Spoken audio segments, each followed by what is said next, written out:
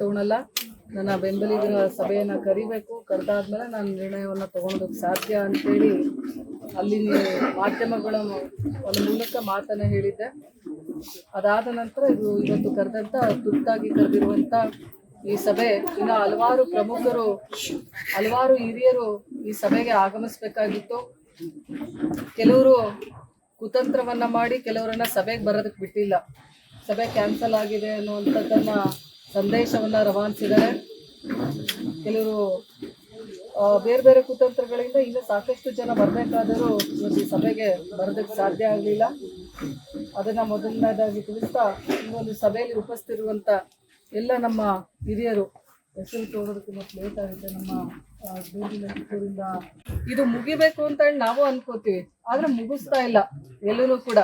ಕೆಲವು ಕಡೆ ಹೇಳ್ತಾ ಇದ್ದಾರೆ, ಇವಾಗ ನಿಂತಂತ ಅಭ್ಯರ್ಥಿ ಆಗಿರ್ಬೋದು, ಅವರ ತಂದೆಯವರು ಅವ್ರನ್ನ ಸಂಪರ್ಕ ಮಾಡಿದೀವಿ, ಅವ್ರ ಸಂಪರ್ಕಕ್ಕೆ ಸಿಗ್ತಾ ಇಲ್ಲ, ಅವರ ಎಲ್ಲೂ ಕೂಡ ಅವರು ಲಭ್ಯವಾಗ್ತಾ ಇಲ್ಲ ಅಂತ. ಇಲ್ಲೇ ಇದೀನಿ ಬಾಗಲಕೋಟೆಯಲ್ಲಿ, ಬಿಟ್ರೆ ನಾನು ಬೆಂಗಳೂರು ನಿವಾಸದಲ್ಲಿ ಇರ್ತೀನಿ. ನಾನು ಎರಡತ್ರ ಬಿಟ್ರೆ ಇನ್ನೆಲ್ಲೂ ವಿದೇಶಕ್ಕೋ ಇನ್ನೆಲ್ಲೋ ಎಲ್ಲೂ ಹೋಗೋದಕ್ಕೆ ಸಾಧ್ಯ ಇಲ್ಲ.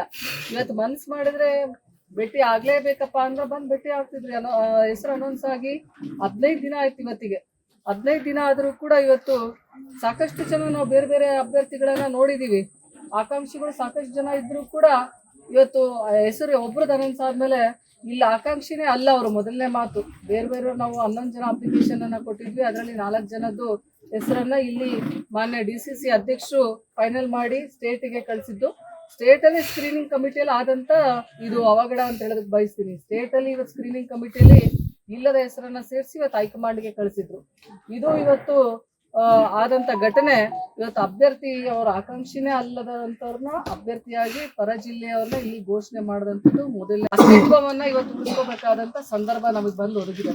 ಆ ಒಂದು ನಿಟ್ಟಿನಲ್ಲಿ ಇವತ್ತು ನಾವು ಈ ಹೋರಾಟವನ್ನ, ಆದಂತ ಅನ್ಯಾಯವನ್ನ ಪಕ್ಷದ ವಿರುದ್ಧ ಅಲ್ಲ, ಪಕ್ಷದ ನಾಯಕರು ತಗೊಂಡಂತ ನಿರ್ಣಯದ ವಿರುದ್ಧ ನಮ್ಮ ಹೋರಾಟ. ಕಾಂಗ್ರೆಸ್ ಪಕ್ಷದ ವಿರುದ್ಧ ಅಲ್ಲ.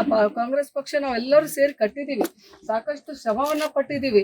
ಕಾಂಗ್ರೆಸ್ ಪಕ್ಷ ಇವತ್ತು ಇತಿಹಾಸನ ಹೊಂದಿದೆ. ಕಾಂಗ್ರೆಸ್ ಪಕ್ಷದ ವಿರುದ್ಧ ಅಲ್ಲ, ಕಾಂಗ್ರೆಸ್ ಪಕ್ಷದ ನಾಯಕರ ವಿರುದ್ಧದ ಹೋರಾಟ ಇದೆ.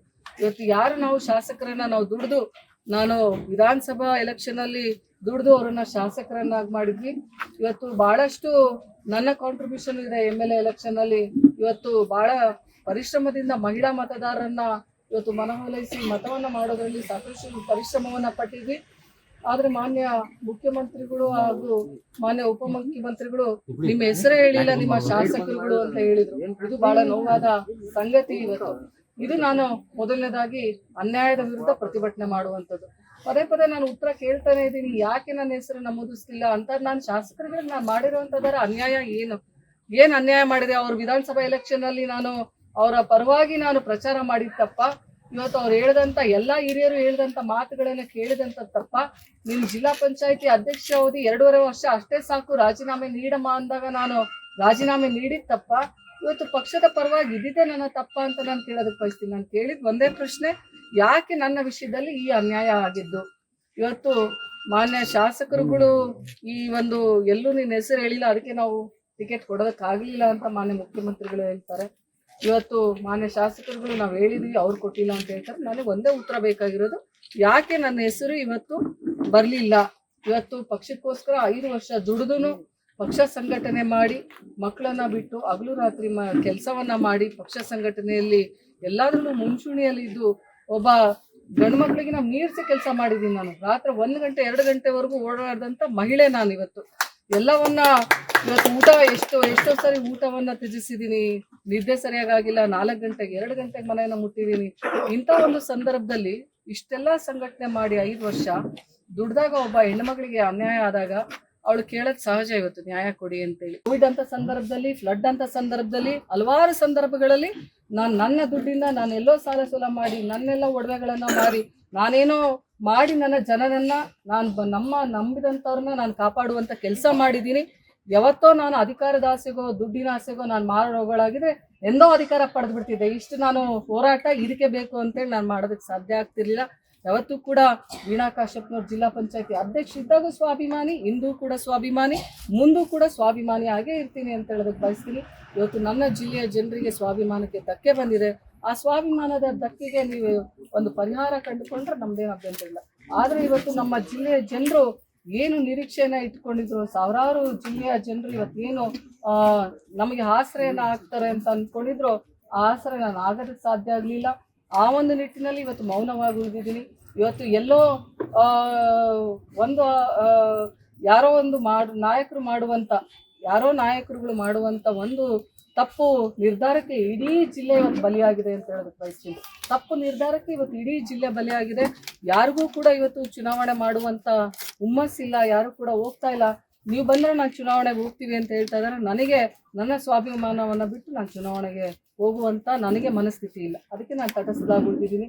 ಇವತ್ತು ನೀವು ಯಾರ್ದೋ ಮನೆ ಕಾರ್ಯಕ್ರಮ ಇರುತ್ತೆ, ಕರೀಲಾರ್ದಂಗೆ ಯಾರಾದರೂ ಹೋಗ್ತಾರ ಹೇಳಿ? ಇವತ್ತು ಅಂಥ ಒಂದು ಸಂದರ್ಭದಲ್ಲಿ ಇವತ್ತು ನನ್ನ ಸ್ವಾಭಿಮಾನಕ್ಕೆ ಧಕ್ಕೆ ಬಂದಿದೆ, ನನ್ನ ಜಿಲ್ಲೆಯ ಸ್ವಾಭಿಮಾನಕ್ಕೆ ಧಕ್ಕೆ ಬಂದಿದೆ. ನನ್ನ ಜಿಲ್ಲೆಯಲ್ಲಿ ಸಮರ್ಥರಿದ್ದರೂ ಕೂಡ ಹೊರ ಜಿಲ್ಲೆಯವರನ್ನ ತೊಗೊಂಬಂದು ಇವತ್ತು ಅಭ್ಯರ್ಥಿಯಾಗಿ ಇಲ್ಲಿ ನಿಲ್ಲಿಸಿದಂಥದ್ದು ಒಂದು ವಿಷಯ. ಆದರೆ ಇನ್ನೊಂದು ಅದೇ ಬೇಕು ಅನ್ನುವಂಥ ಹುನ್ನಾರ ಒಂದು ಕಡೆ ನಡೆದಿದೆ.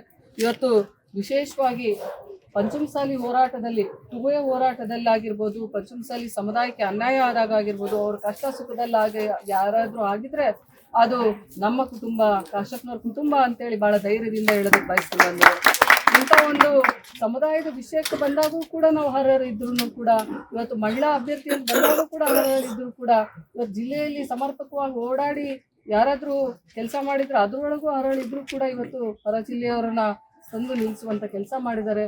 ಯಾರ ಶಾಸಕರಿಗೂ ಕೂಡ ನಾವು ಅಗತ್ಯ ಇಲ್ಲ ಅಂತಂದಾಗ ಅವ್ರು ಯಾವ್ಯಾವ ಒಂದು ಇದಕ್ಕೆ ತಮ್ಮನ್ನ ತಾವು ಇದನ್ನ ಮಾಡ್ಕೊಂಡಿದಾರೋ ಗೊತ್ತಿಲ್ಲ. ಅವ್ರ ಹೆಸರನ್ನ ಹೇಳಿದ್ದಾರೆ ಹೊರ ಜಿಲ್ಲೆಯವ್ರನ್ನ ಅಂತಂದ್ರೆ ಇವತ್ತು